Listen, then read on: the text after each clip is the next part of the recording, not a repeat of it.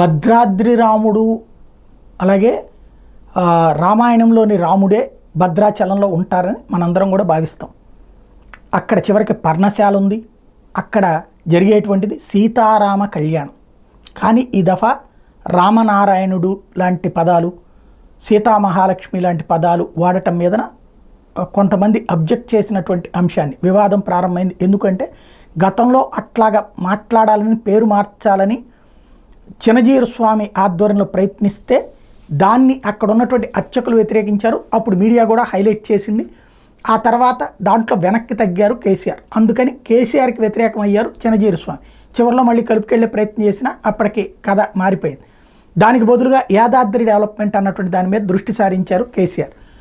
ఇప్పుడు రేవంత్ రెడ్డి వచ్చి రాగానే చినజీరు స్వామితో కాంటాక్ట్ చేయడం. వాస్తవంగా చినజీరు స్వామి మీద ఇదివరకు ఈయన కోపం ఉండేది. ఎందుకంటే రేవంత్ రెడ్డి విపరీతంగా కోపగించేటటువంటి TV9కి సంబంధించినటువంటి యజమాని ఎవరైతే ఉన్నారో మై హోమ్స్ రామేశ్వరరావు, ఆయన చినజీరి శిష్యుడు కాబట్టి వ్యతిరేకిస్తుండేవాడు. మరి ఇప్పుడు వీళ్ళిద్దరి మధ్యన అండర్స్టాండింగ్ కుదిరిందా, లేకపోతే చినజీరి స్వామి గారి ఆశీర్వచన ప్రసంగంతో మారారో తెలియదు, కానీ ఆ రూట్లోకి వచ్చేశారు. దానికి సంబంధించి నిన్న శ్రీరామనవమి జరిగినటువంటి తీరు, గతంలో సీతారాముల వారి కళ్యాణం, జనకుడి కుమార్తె సీత, అట్లాగే దశరథుడి కుమారుడు రాముడు అని చెప్పేటటువంటి దాని నుంచి ఇప్పుడు మార్చినటువంటి అంశానికి సంబంధించి ఒక వీడియో నేను పోస్ట్ చేశాను.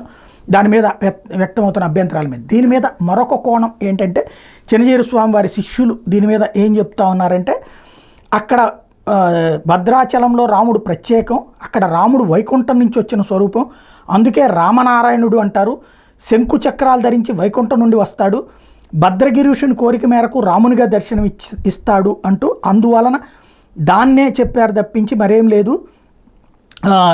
ఇందుకు కావాల్సినటువంటిది రామనారాయణుడే అక్కడ అదే కోణంలో చేశారు అన్నట్టుంది. కానీ ఇప్పటిదాకా భక్తులందరూ అనుకున్నటువంటిది భద్రాచలం అంటే రాముడి ఆలయం అనుకుంటారు. ఎందుకంటే రామదాసు ఉదంతం కూడా అక్కడే, తానీషా పరిపాలన, రామదాసు ఉదంతం, రామదాసు చెప్పింది సీతమ్మకి పచ్చని హారం అన్నటువంటిదే కానీ దశరథ బిడ్డ నువ్వు అన్న మాట్లాడాడే కానీ రామనారాయణుడు అని మాట్లాడలేదు. మరి ఆనాటి పౌరాణికాలు కాదని ఇప్పుడు కొత్త కాన్సెప్ట్లోకి తీసుకొచ్చినటువంటి నేపథ్యంలో ఈ వివాదం ముగిసిద్దా లేదా అంటే సోషల్ మీడియాలో మాత్రమే దీని మీద చర్చ నడుస్తోంది.